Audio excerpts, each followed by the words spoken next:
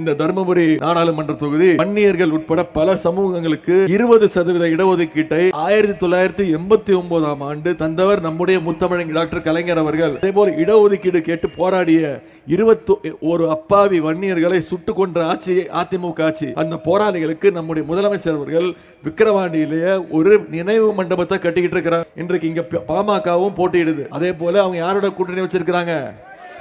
பாஜகவோட கூட்டணி வச்சிருக்கிறாங்க. சமூக நீதி பேசுறாரு டாக்டர் மருத்துவர் ஐயா. ஆனா மனுநீதி பேசுகின்ற பாஜகவோட கூட்டணி வச்சிருக்கிறது எந்த விதத்தில் நியாயம்? மாதிரி சாதிவாரி கணக்கெடுப்பு நடத்தணும்னு பாமக சொல்லுது. சாதிவாரி கணக்கெடுப்பு நடத்த மாட்டோம்னு சொல்ற ஒன்றிய பாஜகவோட கூட்டணி வச்சிருக்கிறது. சாதிவாரி கணக்கெடுப்பு நடக்காததற்கும் ஐயா ராமதாஸ் அவர்கள் திராவிட முன்னேற்ற கழக ஆட்சியை நம்முடைய தலைவரை குறை சொல்றார். அரசியலமைப்பு சட்டப்படி சாதிவாரி கணக்கெடுப்பு நடத்த வேண்டிய பொறுப்பு யாரோட பொறுப்பு? ஒன்றிய அரசோட பொறுப்பு. எனவே அவருடைய புதிய நண்பர் திரு மோடி கிட்ட கேட்காம தொடர்ந்து திமுகவை குறை சொல்லிட்டு இருக்காரு. நீங்க சமீபத்தில் தொலைக்காட்சியில ஒரு இன்டர்வியூ பார்த்திருப்பீங்க. டாக்டர் ஐயா ஒரு இன்டர்வியூ கொடுத்திருப்பாரு. பேட்டி எடுக்கிறவங்க கேக்குறாங்க, ஐயா ஒன்றிய மோடி அரசுக்கு நீங்க எத்தனை மதிப்பெண் கொடுப்பீங்க அப்படின்னு டாக்டர் ஐயா கேக்குறாங்க. 0க்கு கீழே ஏதாவது மதிப்பெண் இருந்தா கொடுக்கலாம் அப்படின்னு. ஆனா இன்னைக்கு போய் கேளுங்க, 1000 மதிப்பெண் வரைக்கும் கொடுக்கலாம்னு சொல்லுவாரு. ஏன்? சுத்த தேர்தல் நாடகம். இப்படிப்பட்ட பாஜக பாமக கூட்டணியை மக்கள் ஏத்துப்பீங்களா? மக்கள் ஏத்துப்பாங்களா? நம்முடைய உதயசூரியன் சின்னத்திற்காக எங்க தர்மபுரிக்கு வந்து உங்களை எல்லாம் சந்திச்சு நீங்க எல்லாம் தயவு வர்ற ஏப்ரல் 19 உதயசூரியன் சின்னத்தில் வாக்களிச்சு நம்முடைய வெற்றி வேட்பாளர் திரு மணி அவர்களை மிகப்பெரிய வெற்றியை பெற்று தருவீங்க. அதற்கு நான் வேண்டுகோள் வைக்கணும் அப்படின்னு நினைச்சிட்டு தான் நான் இங்க வந்தேன். ஆனால் இங்கே வந்து பார்த்த பிறகு, உங்களுடைய எழுச்சியை பார்த்த பிறகு, உங்களுடைய வேகத்தை பார்க்க பிறகு, உங்களுடைய உணர்வுகளை பார்த்த பிறகு கண்டிப்பாக அண்ணன் மணி அவர்களை லட்சக்கணக்கான வாக்கு வித்தியாசத்தில் நீங்கள் ஜெயிக்க வைக்க போறது உறுதி. அதை முடிவு செஞ்சிட்டீங்களா? நிச்சயமா முடிவு பண்ணிட்டீங்களா? தாய்மார்கள் நீங்க சொல்லுங்க, முடிவு பண்ணிட்டீங்களா? எந்த சின்னம் கேட்கல? நல்ல கையை தூக்கி சொல்லுங்க. உதயசூரிய சின்னத்தில் ஏப்ரல் 19 வாக்குச்சாவடிக்கு போனீங்கன்னா உங்க கண்ணில் 2 தான் தெரியணும். வாக்குப்பெட்டியில் 3ஆவது இடத்துல நம்முடைய வெற்றி வேட்பாளர் மணி அவருடைய பேர் இருக்கும். அவருக்கு பக்கத்தில் நம்முடைய வெற்றி சின்னம் உதயசூரியன் சின்னம் இருக்கும். அதுக்கு பக்கத்தில் ஒரு சின்ன பட்டன் இருக்கும். பட்டன் நீங்க போடுறீங்கல்ல ஓட்டு, அதுதான் மோடிக்கு வைக்கிற வேட்டு. வேட்டு வச்சிருக்கீங்களா? வச்சே ஆகணும். ஏன்னா தமிழ்நாட்டு மக்களுக்கு அவர் தொடர்ந்து வேட்டு வச்சிட்டு இருக்காரு. நாம அப்பப்போ அவருக்கு வேட்டு வச்சாதான் அவருக்கு புரியும் தமிழ்நாட்டு மக்களுடைய சுயமரியாதைன்னா என்ன, தமிழ்நாட்டு மக்கள் என்ன எதிர்பார்க்கறாங்கன்னு. அப்போதான் அவருக்கு புரிய வைக்கணும். அதற்கான தேர்தல் தான் வருகின்ற நாடாளுமன்ற தேர்தல். சென்ற 2019 நாடாளுமன்ற தேர்தலில் இதே போல நம்முடைய கழக வேட்பாளர் திரு செந்தில்குமார் அவர்களுக்காக நான் தெருவா பிரச்சாரம் பண்ணேன். நீங்க கிட்டத்தட்ட ஒரு 72,000 வாக்கு வித்தியாசத்தில் அவரை மிகப்பெரிய வெற்றி பெற்று அவர் நாடாளுமன்றத்துக்கு அமைச்சிங்க. உங்களுடைய குரலாக அவர் தொடர்ந்து அங்கே எதிர்விச்சிட்டார். இப்போ நம்முடைய தலைவர் அவர்கள் திரு மணி அவர்களுக்கு அந்த வாய்ப்பை கொடுத்திருக்கிறார். மணி அவர்களை உங்களிடத்துல ஒப்படைச்சிருக்கிறார். இனிமே அடுத்த 10 நாட்கள் தான் இருக்கு. இந்த பிரச்சாரத்தை மேற்கொண்டு நீ போட்டுக்கோண்ண, இல்லை நீங்க போட்டுக்கோங்க, இல்லைண்ணா நீ போட்டுக்கோண்ண. இப்போ நம்முடைய தலைவர் அவர்கள் திரு மணி அவர்களை உங்கள்கிட்ட ஒப்படைச்சிருக்கிறார். அவர் அடுத்த 10 நாட்கள் நீங்கள் பிரச்சாரத்தை மேற்கொண்டு உதயசூரியன் சின்னத்தில் இந்த தர்மபுரி தொகுதியில் லட்சக்கணக்கான வாக்கு வித்தியாசத்தில், போன முறை 72,000 வாக்கு வித்தியாசத்தில் செந்தில்குமாரை ஜெயிக்க வச்சிங்க. இந்த முறை வழக்கறிஞர் மணி அவர்களை எத்தனை லட்சம் வாக்கு வித்தியாசத்தில் ஜெயிக்க வைக்க போறீங்க? 5 லட்சமா? நீ சொல்லிட்டு போயிடுவ. குறைந்தது 3 லட்சம் வாக்கு வித்தியாசத்தில் திரு மணி அவர்களை நம்ம ஜெயிக்க வச்சாகணும், நம்முடைய கடமை. ஏன்னா உங்களுக்கு தெரியும், போன நாடாளுமன்ற தேர்தலுக்கும் இந்த நாடாளுமன்ற தேர்தலுக்கும் இருக்க வித்தியாசம் உங்களுக்கு தெரியும். போன நாடாளுமன்ற தேர்தலில் நம்முடைய எதிரணியினர்லாம் ஒன்றா சேர்ந்து வந்தாங்க. அப்போவும் நம்ம வெற்றி பெற்றோம். மக்கள், தருமபுரி மக்கள் திமுகவுக்கு ஆதரவு தெரிவிச்சிங்க, தேர்தல் பிரச்சாரத்தை செஞ்சீங்க. உங்களால் தான் அந்த வெற்றி. போன முறை செந்தில்குமார் வெற்றி பெற்றாருன்னா இங்கே வந்திருக்கக்கூடிய கழக நிர்வாகிகள், கூட்டணி கட்சி தோழர்கள், இவங்க அத்தனை பேருமே காரணம், பொதுமக்கள்லாம் காரணம். இந்த முறை நம்முடைய கூட்டாளி எதிராளிகள்லாம் பிரிஞ்சு வராங்க. ஆனால் இந்த முறை நாம் குறைந்தது 3 லட்சம் வாக்கு வித்தியாசத்தில் அண்ணன் அவர்களை வெற்றி பெற வைக்க வேண்டும். செய்வீங்களா? நீங்கள் நல்லா சொல்லுவீங்க. போன சட்டமன்ற தேர்தலில் தடங்காம் சுப்பிரமணியம் அவர்கள் கழக வேட்பாளராக தலைவர் அவர்கள் நிப்பாட்டினார். அவருக்கான வெற்றி வாய்ப்பை நம்ம தவற விட்டுட்டோம். இன்னும் சொல்ல போனால் நீங்கள் ஏமாந்துட்டீங்க. மறுபடியும் ஒரு முறை ஏமாறாதீங்க. இந்த முறை சட்டமன்ற வேட்பாளர் இல்லைனா கூட நம்முடைய தலைவர் அவர்கள் இந்த தொகுதிக்கு செஞ்சிருக்கக்கூடிய பணிகளை மட்டும் உங்களுக்கு ஞாபகப்படுத்த விரும்புகிறேன். சிப்காட் தொழிற்பேட்டையில் ரூபாய் 11 கோடி ரூபாய் மதிப்பீட்டில் சாலை வசதி செய்யப்பட்டு. வணக்கம்மா. புடவை எல்லாம் இல்லைம்மா, துண்டு இருக்கு. நீ புடவை கேட்பேன்னு தெரிஞ்சா கண்ணாடி புடவை எடுத்துட்டு வந்திருப்பேன். இப்போ எனக்கு ஒரு துண்டு கொடுங்கப்பா. சிப்காட் தொழிற்பேட்டையில் ரூபாய் 11 கோடி ரூபாய் மதிப்பீட்டில் சாலை வசதி செய்யப்பட்டுள்ளது. ரூபாய் 36 கோடி மதிப்பீட்டில் ஆட்சியர் அலுவலகத்திற்கு கூடுதல் கட்டிடம் கட்டி கொடுக்கப்பட்டுள்ளது. ரூபாய் 20 கோடி மதிப்பீட்டில் தர்மபுரி அரசு மருத்துவமனையில் தீவிர சிகிச்சை மையம் அமைக்கப்பட்டுள்ளது. அதியமான் கோட்டம் ரூபாய் 1 கோடி மதிப்பீட்டில் புனரமைக்கப்பட்டுள்ளது. தர்மபுரி பேருந்து நிலையம் பஸ் ஸ்டாண்ட் ரூபாய் 1 கோடி மதிப்பீட்டில் புனரமைக்கப்பட்டுள்ளது. அதே போல் முக்கியமான ஒரு சாதனை நம்ம செஞ்சு முடிச்சிருக்கிறோம். உங்களுடைய நாடாளுமன்ற உறுப்பினர் திரு செந்தில்குமார் அவருடைய முயற்சியால் தொடர்ந்து நானும் இங்கே வந்து அரசு அதிகாரிகளோட ஆய்வு செஞ்சதில் மக்களவை உறுப்பினர் செந்தில்குமார் முயற்சியில் ரூபாய் 775 கோடி ரூபாய் மதிப்பீட்டில் தொப்பூர் கணவாயில் புதிய உயர்மட்ட மேம்பாலம் அமைக்கப்பட உள்ளது. இதற்கு முழு காரணம் திராவிட முன்னேற்ற கழகம், நம்முடைய கழக தலைவர் மாண்பு முதலமைச்சர் அவர்கள் தான். அதே போல 7780 கோடி ரூபாய் மதிப்பீட்டில் ஒகேனக்கல் கூட்டுக்குடிநீர் திட்டத்தின் 2ஆம் கட்ட பணிகள் தொடங்கப்பட உள்ளன. இதையும் செஞ்சது நம்முடைய கழக அரசு. இப்படி பல சாதனைகளை நாம் செஞ்சுருக்கிறோம். இப்போ சில வாக்குறுதிகளை நான் கொடுக்குறேன். நம்முடைய இந்தியா கூட்டணி ஆட்சிக்கு வந்ததுன்னா, மதச்சார்பற்ற முற்போக்கு கூட்டணி ஆட்சிக்கு வந்ததுன்னா என்னென்ன செய்வேன்னு தலைவர் அவர்கள் சொல்லியிருக்கிறாங்க. முத்தமிழர் கலைஞர் அவர்கள் எப்பொழுதுமே தேர்தல் அறிக்கையை வெளியிட்டு சொல்வார், சொல்வதை செய்வோம், செய்வதை தான் சொல்வோம்னு செஞ்சு காட்ட தலைவர் டாக்டர் கலைஞர் அவர்கள். அவர் வழியில் வந்த நம்முடைய தலைவர் திரு முத்துவேல் கருணாநிதி ஸ்டாலின் அவர்களும் கண்டிப்பாக சொல்வதை செய்வார், செய்வதைத்தான் சொல்வார்.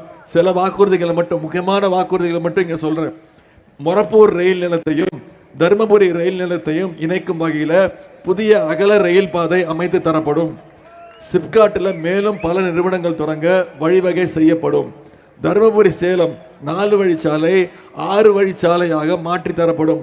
4-வே லேன் இருக்குமா, அதை இப்போ 6-வே லேனாக மாற்றி தருவோம்னு தலைவர் வாக்குறுதி கொடுத்திருக்கிறார்.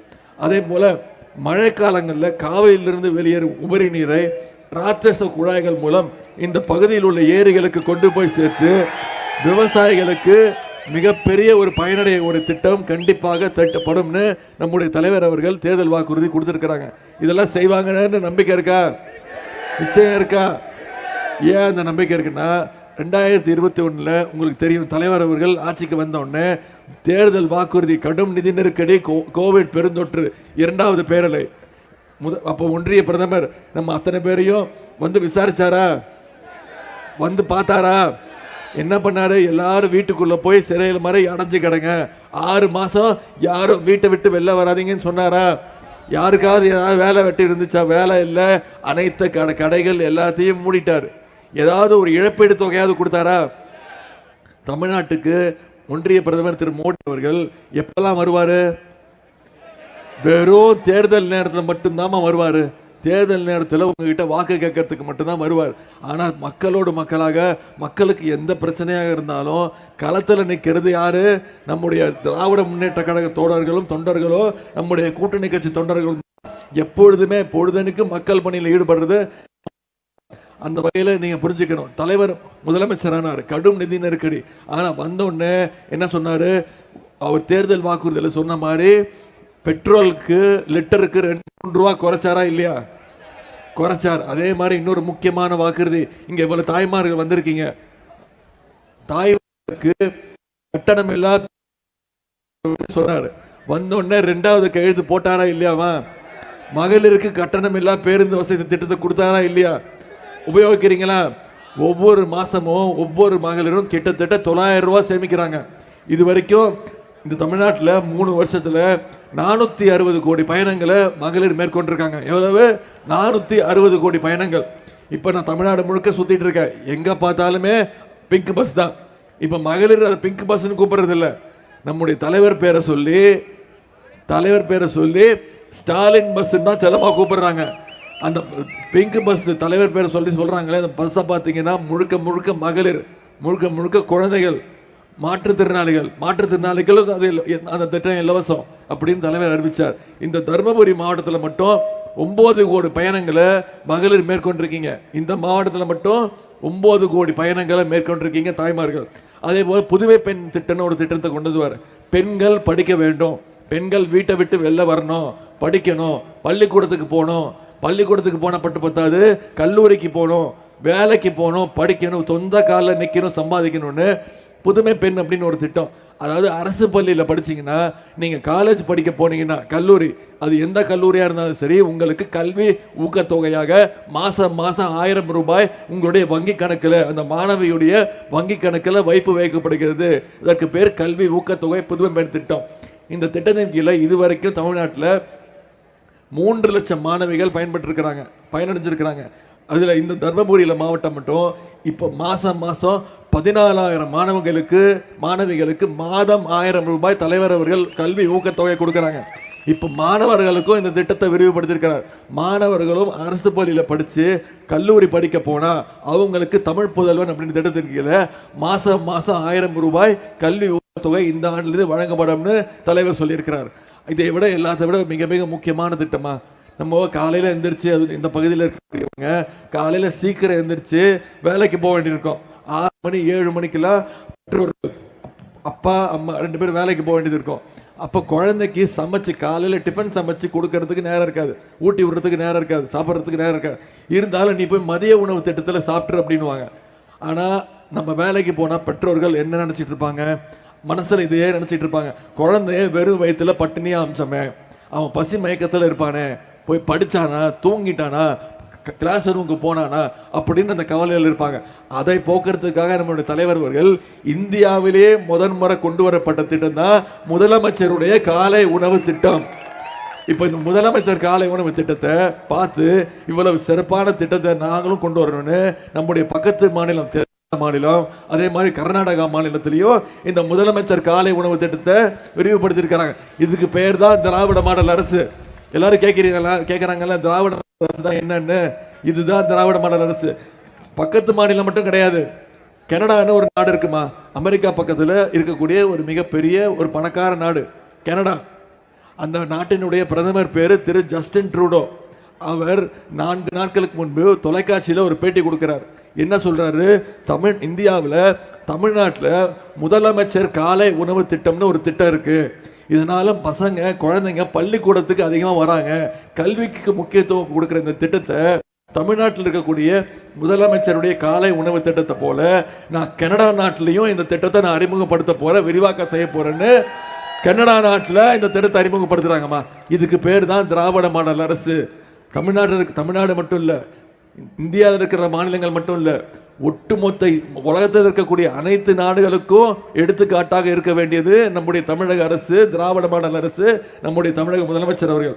இப்போ இந்த முதலமைச்சர் காலை உணவு திட்டம் கிட்டத்தட்ட தமிழ்நாட்டில் 31,000 அரசு பள்ளிகளில் 1ஆம் வகுப்புலேருந்து 5ஆம் வகுப்பு வரை தினம் அவங்களுக்கு முதல்ல காலை உணவு, அதுக்கப்புறம் தான் கல்வி.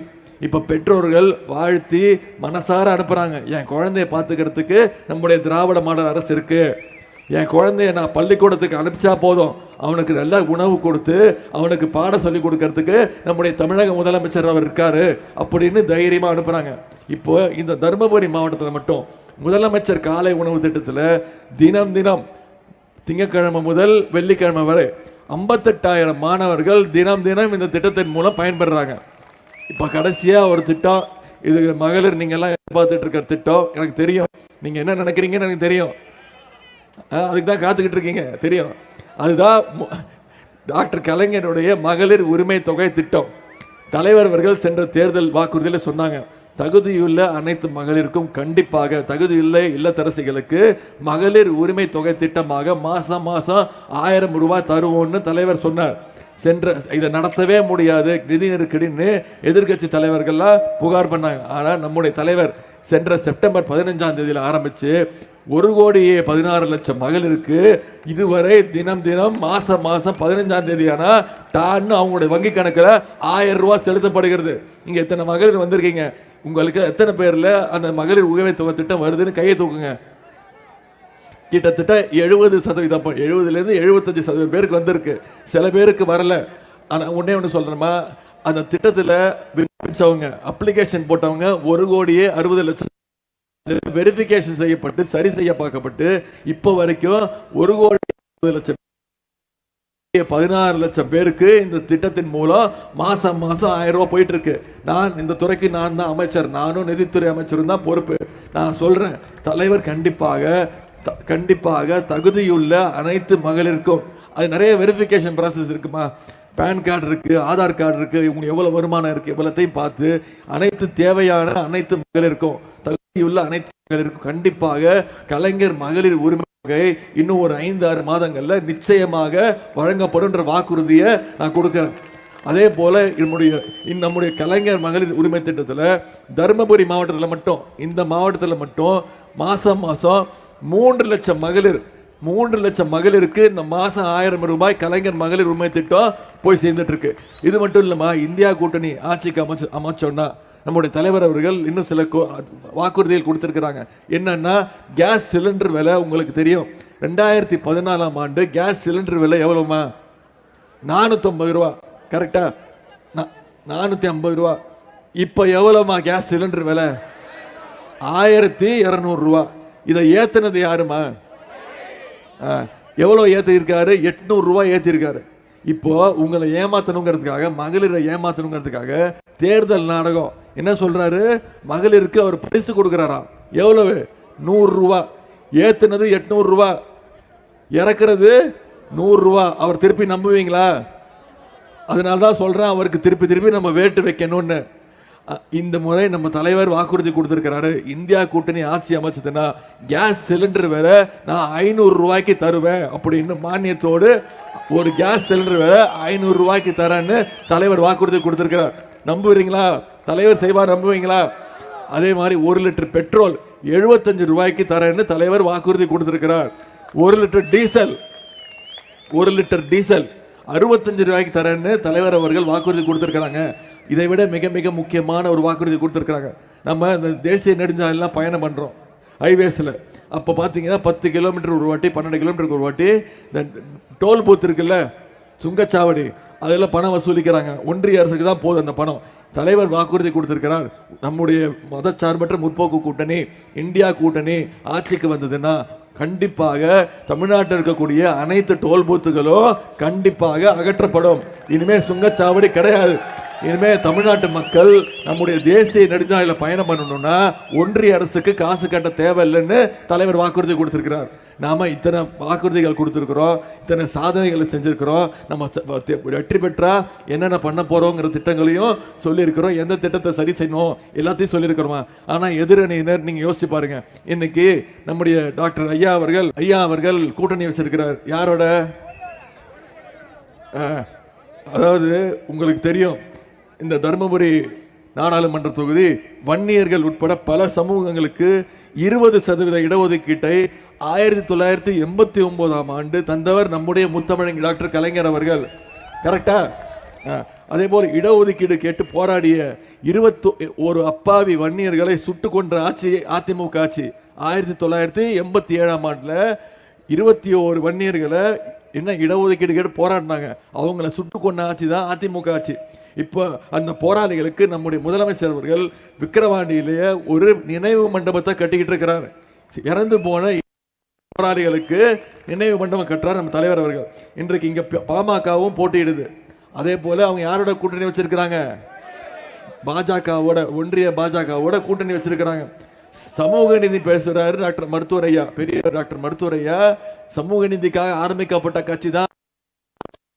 ஆனா மனுநீதி பேசுகின்ற பாஜகவோடு கூட்டணி வச்சிருக்கிறது எந்த விதத்தில் நியாயமே இல்லை. அதுக்கு ஒரே ஒரு உதாரணம் சொல்றேம்மா. சமூக நீதினா என்னம்மா? அனைவரும் சமம், ஜாதி மத ஏற்றத்தாழ்வு எதுவுமே கிடையாது. இதுதானே சமூக நீதி. ஆண் பெண் சமம், அதுதானே சமூக நீதி. ஒரே ஒரு உதாரணம் சொல்றேமா, சமீபத்தில் ஒரு 6 மாசத்துக்கு முன்பு டெல்லியில 1000 கோடி ரூபாய் செலவுல புதிய பாராளுமன்ற கட்டடத்தை திறந்தாங்க. ஞாபகம் இருக்கா? புதிய பாராளுமன்ற கட்டடத்தை திறந்தாங்க. அதுக்கு யாரை அழைச்சிருக்கணும்? யாரை வச்சு திறக்க வச்சிருக்கணும்? ஒன்றிய பிரதமர் போயிருக்கணும். குடியரசுத் தலைவர், இந்தியாவுடைய முதல் குடிமகன் யாரு? குடியரசுத் தலைவர். அவங்கள அழைக்கவே இல்லை. ஏன்? அவங்க ஒரு எஸ்டி, ஷெட்யூல் ட்ரைப், பழங்குடியினர், முக்கியமா கணவனை எழுந்தவங்க. அதனால அவங்கள அழைக்கவே இல்லை, உள்ள விடவே இல்லை. இந்த கூட்டம் நீங்க ஏத்துப்பீங்களா? அதே மாதிரி சாதிவாரி கணக்கெடுப்பு நடத்தணும்னு பாமக சொல்லுது. டாக்டர் ஐயா இதை தொடர்ந்து சொல்லிட்டு வர்றாரு. ஆனா சாதிவாரி கணக்கெடுப்பு நடத்த மாட்டோம்னு சொல்ற ஒன்றிய பாஜகவோட கூட்டணி வச்சிருக்கிறது நம்முடைய டாக்டர் ஐயா அவர். சாதிவாரி கணக்கெடுப்பு நடக்காததற்கும் ஐயா ராமதாஸ் அவர்கள் நம்முடைய ஆட்சியை, திராவிட முன்னேற்ற கழக ஆட்சியை, நம்முடைய தலைவரை குறை சொல்றார். அரசியலமைப்பு சட்டப்படி சாதிவாரி கணக்கெடுப்பு நடத்த வேண்டிய பொறுப்பு யாரோட பொறுப்பு? ஒன்றிய அரசோட பொறுப்பு.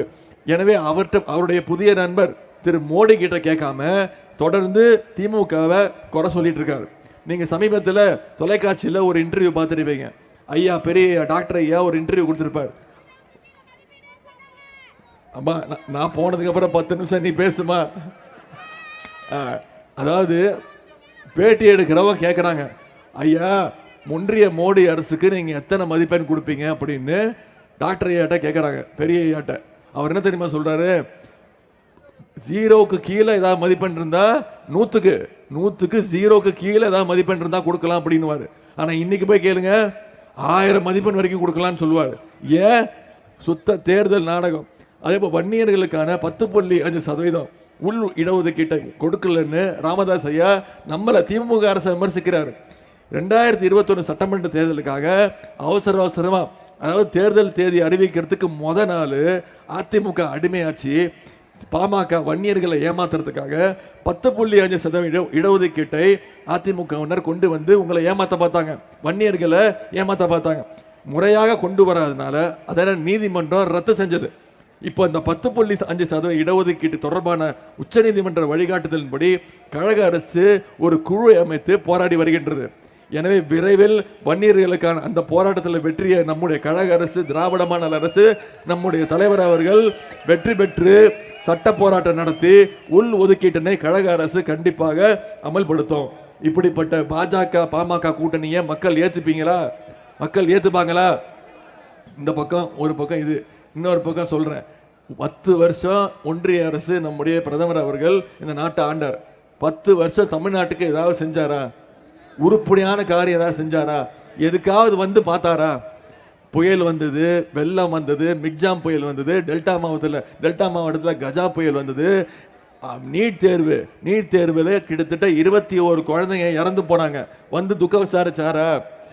ஏதாவது பண்ணாரா? எப்ப வருவாரு? வெறும் தேர்தல் மட்டும் வருவாரு. இப்ப 15 நாளா தமிழ்நாட்டை சுத்தி வந்துட்டு இருக்காரு. இன்னைக்கு வந்திருக்காரு, சென்னைக்கு வந்திருக்காரு. ஏன்? எப்படியாவது உங்ககிட்ட நாடகம் ஆடி மணிப்பூருக்கெல்லாம் போக மாட்டாருமா. பரவாயில்லம்மா, நீயாவது மணிப்பூர் ஞாபகம் வச்சிருக்கிற.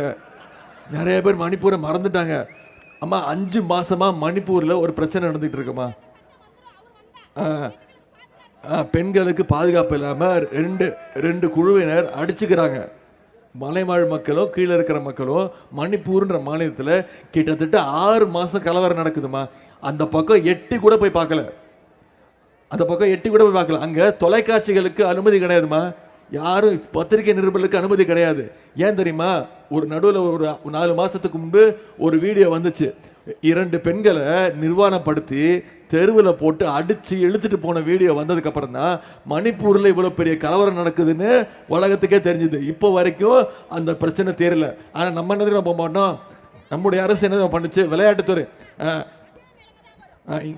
திருப்பி ஒன்றிய பாஜக அரசு வந்துச்சுன்னா, ஆட்சிக்கு வந்துச்சுன்னா தமிழ்நாட்டில் அதே நிலைமை வரும். நான் இன்னொன்று பெருமையா சொல்றேம்மா, நான் விளையாட்டுத்துறை அமைச்சர். மணிப்பூரில் இந்த பிரச்சனை நடந்துடுது இல்ல, நம்முடைய முதலமைச்சர் அவர்கள் அவங்களுக்கு ஒரு வாழ்த்து கடிதம் எழுதினாங்க. அதை வரவேற்பு கொடுத்தாங்க. மணிப்பூரில் நிறைய விளையாட்டு வீரர்கள் இருக்காங்க, பளு தூக்கும் வீரர்கள், ஃபென்சிங் வீரர்கள், வாள்வீச்சு வீரர்கள் இருக்காங்க. அவங்களுக்கு நாங்கள் ஒரு லெட்டர் எழுதினோம், கடிதம் எழுதினோம். உங்களுக்கு அங்க பயிற்சி மேற்கொள்ள உங்களுக்கு வாய்ப்பு இல்லை, அதனால நாங்க உங்களுக்கு பயிற்சி கொடுக்குறோம், தமிழ்நாட்டுக்கு வாங்க நாங்க உங்களை பார்த்துக்கிறோம் சொல்லி கிட்டத்தட்ட 20 விளையாட்டு வீரர்கள் மணிப்பூர்ல இருந்து சென்னைக்கு வந்து அவங்களுக்கான விமான செலவு, தங்கும் செலவு, பயிற்சி செலவு, அனைத்து செலவுகளையும் தமிழ்நாடு அரசு நம்முடைய கழக தலைவர் நம்முடைய விளையாட்டுத்துறை மூலமா பண்ணோம். அந்த இங்க வந்து பயிற்சி எடுத்தாங்க, 20 நாள் வந்து பயிற்சி எடுத்தாங்க. வாள்வீச்சு வீரர்கள், ஃபென்சிங் பிளேயர்ஸ் 20 பேர் வந்தாங்கம்மா, பயிற்சியாரோட வந்தாங்க. அவங்க இங்கே வந்துன்னா 20 நாள் தங்கிட்டு போக மாட்டேன்ட்டாங்க, நாங்கள் எங்கள் ஊருக்கு போக முடியாது அப்படின்ட்டாங்க. நாங்கள் ஏங்கம்மா நாங்கள் இதுக்கு மேலே பார்த்துக்க முடியாதுமா, எங்கள் மாநிலத்துக்கே பட்ஜெட் இல்லை அப்படின்னு அமிச்சோம். அவங்க அந்த பயிற்சி எடுத்தாங்கல்ல, தமிழ்நாட்டுக்கு வந்து சென்னைக்கு வந்து 20 நாள் தங்கி பயிற்சி எடுத்தாங்கல்ல, அவங்க இப்போ தற்போது சமீபத்தில் நடந்த சர்வதேச அளவிலான கேலோ இந்தியா, இந்திய அளவிலான கேலோ இந்தியா போட்டியில் சென்னையில் பயிற்சி பெற்ற மாணவர்கள், சென்னையில் தான் போட்டி நடந்தது, அதில் 3 பேர் தங்கப்பதக்கம் வென்றாங்க. இப்படி மணிப்பூர் மாநிலத்துக்கும் சேர்த்து திட்டங்களை கொண்டு வரதா நம்முடைய திராவிட மாடல் அரசு. இப்படி நாம இப்படி சொல்லிட்டு இருக்கோம். ஒன்றிய பிரதமர் திரு மோடி கடந்த 10 வருஷத்துல தமிழ்நாட்டுக்கு எப்ப வந்தார்? வெறும் தேர்தல் மட்டும் வருவார். உங்களுக்கு தெரியும், 2019ஆம் ஆண்டு இதே மாதிரி தேர்தல் நேரத்தில் வந்தார். மதுரைக்கு வந்து ஒன்றிய அரசு எய்ம்ஸ் மருத்துவமனை நாங்கள் கொண்டு வர போறோம்னு சொல்லி ஒரு கல்லை நட்டு வச்சுட்டு போனார். உங்களுக்கு ஞாபகம் இருக்கா? கல்லு நட்டு வச்சதோட சரி, இது வரைக்கும் 1 ரூபா கூட ஒதுக்கல. வச்சது ஒரு கல்லு, இதான் இது கல்லு. ஒன்றிய பிரதமர் அவர்களும் நம்முடைய திரு பாதம் தாங்கி பழனிசாமி அவர்களும் கொண்டு வர போறோம், மதுரைக்கு கொண்டு வர போறோம், ஒன்றிய அரசு நிதியில கொண்டு வர போறோம்னு சொல்லி நட்டு வச்ச கல்லு ஒன்னே ஒண்ணு, வச்சது ஒண்ணு, அதையும் நான் புடுங்கிட்டு வந்துட்டேன். இப்போ கல்ல காணும்னு தேடுறாங்க. நான் சொல்லிட்டேன், நீங்க மருத்துவமனையை கட்டுறதுக்கு நான் கல்ல தரமாட்டேன். ஆனா பாருங்கம்மா, இதுக்கப்புறம் 2019ஆம் ஆண்டுக்கு பிறகு பாஜக ஆளுகின்ற 6 மாநிலங்கள்ல எய்ம்ஸ் மருத்துவமனை கட்டப்பட்டிருக்கு. கட்டிட்டாங்க, கட்டி மக்கள் பயனுக்கு அனுப்பிச்சுட்டாங்க, மக்கள் இப்ப பயன்படுத்திட்டு இருக்காங்க. ஆனா தமிழ்நாட்டு மருத்துவமனை, மதுரை எய்ம்ஸ் மருத்துவமனைக்கு இதுவரைக்கும் ஒன்றிய பாஜக அரசு 1 ரூபா கூட ஒதுக்கல. ஒரு கல்லு, அதை நான் எடுத்துட்டு வந்துட்டேன். அதே மாதிரி இப்போ நான் வந்து கேள்வி கேட்கிறேன், ஒன்றிய அரசு திரு பிரதமரை பார்த்து கேள்வி கேட்கிறேன், எங்க எய்ம்ஸ் மருத்துவமனை எப்பங்க வரும்? 5 வருஷம் ஆச்சு, கிட்டத்தட்ட 6 வருஷம் ஆச்சு அப்படின்னு ஒன்றிய பிரதமரை கேள்வி கேட்டா யார் பதில் சொல்லணும்? ஒன்றிய அரசு தானே பதில் சொல்லணும். ஆனா யாருக்கு கோவம் வருது தெரியுமா? பழனிசாமிக்கு கோவம் வருது. ஏன்? 2 பேருக்குள்ள இருக்கக்கூடிய கள்ளக்காதல். இவங்க 2 பேரும் இவ்வளவு நாளா 9 வருஷமா, கிட்டத்தட்ட 8-9 வருஷமா கூட்டணியை வச்சுக்கிட்டு தமிழ்நாட்டு மக்களுடைய அனைத்து மொழி உரிமை, கல்வி உரிமை, நிதி உரிமை அத்தனையும் தூக்கி கொடுத்துட்டாங்கம்மா. அதற்கு ஒரு சிறந்த உதாரணம் கொடுக்குறேன். இனிமே நான் உங்ககிட்ட வைக்கிற வேண்டுகோள் ஒன்னே ஒண்ணுதான். ஒன்றிய பிரதமர் திரு மோடி இருக்காருல்ல, அவருக்கு நான் ஒரு பேர் வச்சிருக்கேன். இனிமே நீங்க அத்தனை பேரும் அவர் அந்த பேர் சொல்லி தான் கூப்பிடணும். சரியா? கூப்பிடுறீங்களா? இதாமா ஒன்றிய பிரதமர் அவர்களுக்கு நாம வச்சிருக்கக்கூடிய பேரு. இப்போ இந்தியா முழுக்க அவர் இப்படிதான் கூப்பிடுறாங்க. குறிப்பிட்டு தமிழ்நாட்டு மக்கள் இனிமே அவரை இப்படியே கூப்பிடுங்க, மிஸ்டர் 29 பைசா இங்க வாங்கன்னு சொல்லுங்க. மிஸ்டர் 29 பைசா, இதுவே செல்லா காசு தான்.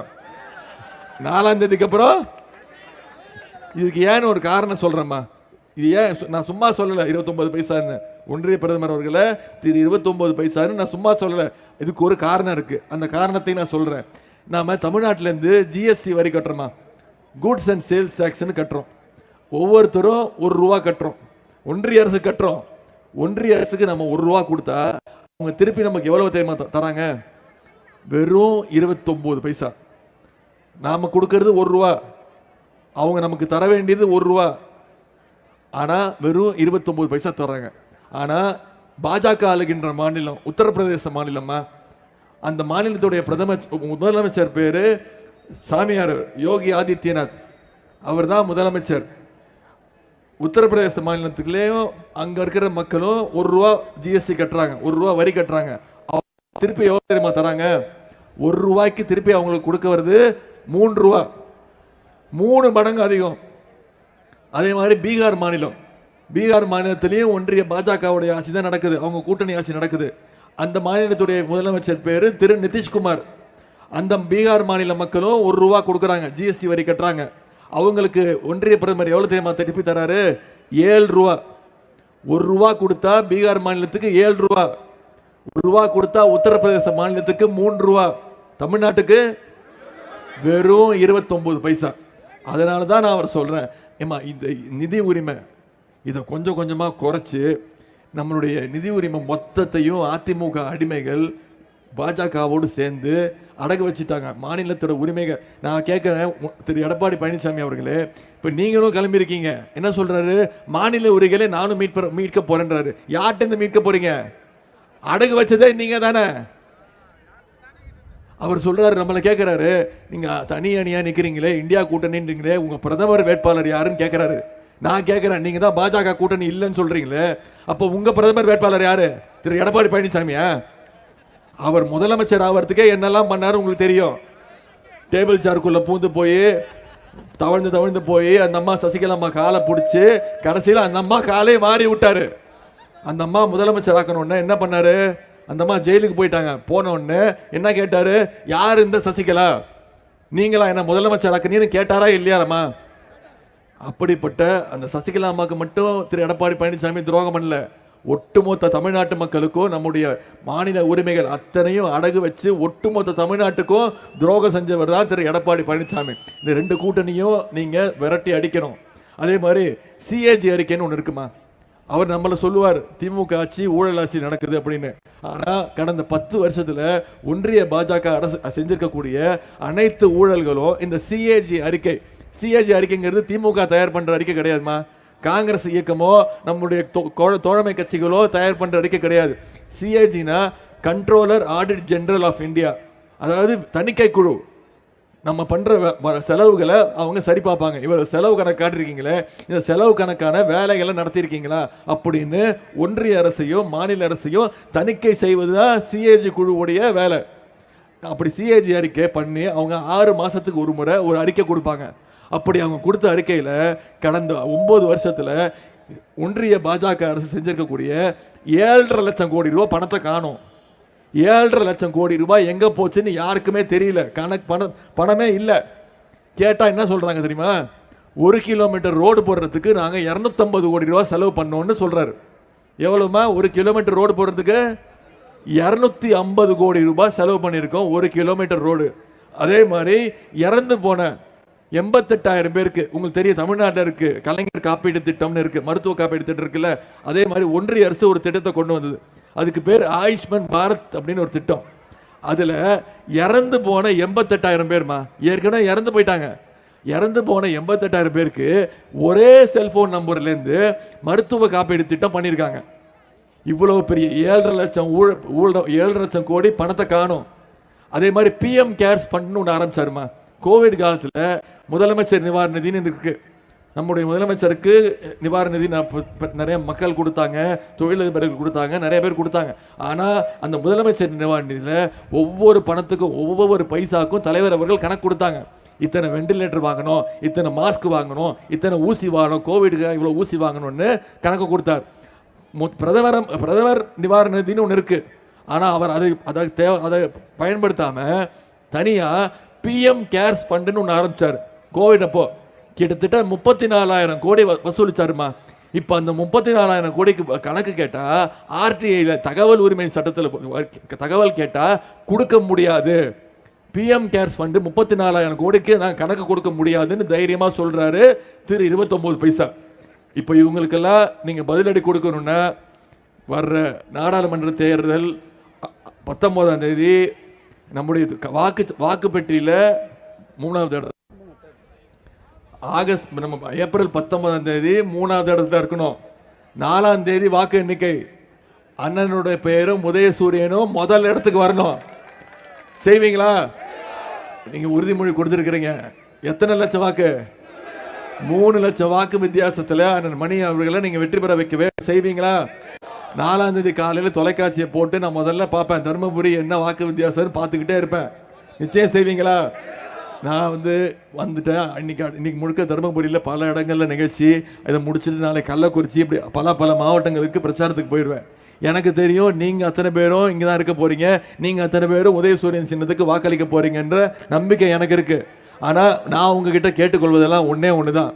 அடுத்த 10 நாள், இன்னைக்கு தேதி 8, 7ஆம் தேதி மதியம் 5-6 மணியோட பிரச்சாரம் முடிஞ்சது. அடுத்த 9 நாள் 10 நாள் நீங்க ஒவ்வொருத்தரும் இந்த பிரச்சாரத்தை மக்கள்கிட்ட எடுத்து கொண்டு போய் நீங்க சேர்க்கணும். திமுக ஆட்சியில் நம்முடைய தலைவர் அவர்கள் என்னென்ன சாதனை செஞ்சிருக்காங்க, என்னென்ன திட்டங்களை கொண்டு வந்து நடத்தியிருக்காங்க, என்னென்ன மக்களுக்கு செஞ்சிருக்கிறாங்க, அதுவும் என்ன வர்ற ஒன்றிய அரசு கொடுக்கக்கூடிய வெறும் 29 பைசா வச்சுக்கிட்டு இவ்வளவு திட்டங்களை தீட்டுறாரு நம்ம தலைவர். நமக்கு வேண்டிய பிரதமர், நம்முடைய தமிழ்நாட்டோட உரிமைகளுடைய மதிக்கக்கூடிய பிரதமர், ₹1 கொடுக்கக்கூடிய பிரதமர் நமக்கு கிடைச்சாருன்னா இன்னும் அதிகமான திட்டங்களை, மக்கள் நல திட்டங்களை நம்முடைய தலைவர் அவர்கள் செய்வாரா மாட்டாரா? எனவே இந்த பிரச்சாரத்தை நீங்க பொறுப்பெடுத்துக்கணும். நீங்க ஒவ்வொருத்தரும் இந்த வீட்டுக்கு நான் பொறுப்பு, இந்த வீட்டில் 10 பேர் இருக்காங்கன்னா அந்த 10 வாக்குக்கு நான் பொறுப்பு, இந்த தெருவில் 10 வீடு இருக்குன்னா அந்த 50 வாக்குக்கு நான் பொறுப்பு, நான் போய் பிரச்சாரம் பண்றேன்னு சொல்லி அந்த பிரச்சாரத்தை நீங்க செஞ்சு அத்தனை பேரையும் 19ஆம் தேதி வாக்குச்சாவடிக்கு கூட்டிட்டு வந்து நம்ம உதயசூரியன் சின்னத்துல நீங்க வாக்களிக்க வச்சு லட்சம் வாக்கு வித்தியாசத்துல அண்ணன் மணி அவர்களை ஜெயிக்க வைக்க செய்வீங்களா? 2021ஆம் ஆண்டு நீங்க அத்தனை பேரும், அதே மாதிரி இளைஞரணி தம்பிமார்கள் அவங்களையும் நான் கேட்டுக்கொள்கின்றேன். மற்றவர்கள், மற்ற அணிகள், மற்ற நிர்வாகிகள்லாம் கண்டிப்பா உழைக்க போறாங்க, பிரச்சாரம் மேற்கொள்ள போறாங்க. நான் உங்ககிட்ட கேட்பதெல்லாம் நீங்க அதை விட அதிகமா 10 மடங்கு அதிகமா, மோடி சொல்றாருமா திமுக தலைவருக்கு தூக்கம் போயிடுச்சு, திமுக தொண்டர்களுக்கெல்லாம் தூக்கம் போயிடுச்சு அப்படின்னு மோடி சொல்றாரு. ஆமா, தூக்கம் போயிடுச்சு. உங்களை தோக்கடிச்சு உங்களை ஓட ஓட விரட்டுற வரைக்கும் ஒரு திமுக காரன் கூட கண்டிப்பா தூங்க மாட்டான். இளைஞரணி தம்பிமார்கள், நீங்க உங்களுடைய பிரச்சாரத்தை தீவிரமா செய்யணும். ஜெயிச்ச பிறகு நம்முடைய வேட்பாளரும் பொறுப்பு அமைச்சரும் என்கிட்ட சொல்லணும், அண்ணன் மணியினுடைய வெற்றியில இளைஞரணி தம்பிமார்களுடைய உழைப்பு அதிகமாக இருந்தது என்கிட்ட வந்து சொல்லணும். அதுதான் இளைஞரணிக்கு நாம செய்யக்கூடிய பெருமை. மாநாடு நடத்தணும். சென்ற ஜனவரி 21ஆம் தேதி சேலத்தில் மிகப்பெரிய மாநாடு நடத்தணும். வெற்றி மாநாடுன்னு சொல்றோம், ஆனா அது 100% வெற்றி மாநாடு கிடையாது, 80% வெற்றி மாநாடு தான். மாநாடு எப்ப தெரியுமா வெற்றி? 40க்கு 40 தொகுதி வெற்றின்ற செய்தி என்னைக்கு வருதோ அன்னைக்கு தான் இளைஞரணி மாநாட்டுடைய வெற்றி. இதை இளைஞரணி தம்பிமார்கள் நீங்க உணர்ந்து கொள்ள வேண்டும். எப்படி 2021 அடிமைகளை ஓட ஓட அடிச்சு விரட்டணுமோ, தமிழ்நாட்டுக்கு புதிய விடியல் ஆட்சியை தலைவர் கொடுத்தாரோ, அதே மாதிரி வர்ற தேர்தலில் அடிமைகளுடைய ஓனர்ஸ், அடிமைகளுடைய எஜமானர்கள் அவங்களையும் ஓட ஓட விரட்டி இந்தியாவுக்கு ஒரு புதிய விடியல் ஆட்சியை கொடுத்து, நீங்க யாரு நினைக்கிறீங்களோ, நீங்க யார் முடிவு பண்றீங்களோ, நம்முடைய தலைவர் யாரை கை காட்டுறாரோ அவர் தான் அடுத்த ஒன்றிய பிரதமரா உட்காரணும்னா நீங்க அடுத்த 10 நாள் உழைச்சு தேர்தல் பிரச்சாரத்தை பண்ணி 40க்கு 40 தொகுதி ஜெயிச்சு கலைஞருடைய நூற்றாண்டு, கலைஞருடைய பிறந்த நாள் ஜூன் 3ஆம் தேதி, வாக்கு எண்ணிக்கை 4ஆம் தேதி, கலைஞருடைய 101வது பிறந்த நாளுக்கு 40க்கு 40 தொகுதி ஜெயிச்சு கலைஞருடைய காலடியில இந்த வெற்றியை சமர்ப்பிப்போம். உங்களை எல்லாம் அன்போடு கேட்டுக்கொள்கின்றேன், பண்போடு கேட்டுக்கொள்கின்றேன், பாசத்தோடு கேட்டுக்கொள்கின்றேன், உரிமையோடு கேட்டுக்கொள்கின்றேன், உங்கள் வீட்டு பிள்ளையாக இருந்து கேட்டுக்கொள்கின்றேன். இன்னும் பெருமையா சொல்லணும்னா தலைவருடைய மகனாக இருந்து கேட்கிறேன். இன்னும் அதை விட பெருமையா பூரிப்பா சொல்லணும்னா முத்தமிழங்க டாக்டர் கலைஞருடைய பேரனாக இருந்து கேட்கின்றேன். உதயசூரியன் சின்னத்திற்கு வாக்களிங்கள். அண்ணன் மணி அவர்களை பல லட்சம் வாக்கு வித்தியாசத்தை வெற்றி பெற வைங்க. உங்களுடைய அன்புக்கும் வரவேற்புக்கும் நன்றி நன்றி நன்றி.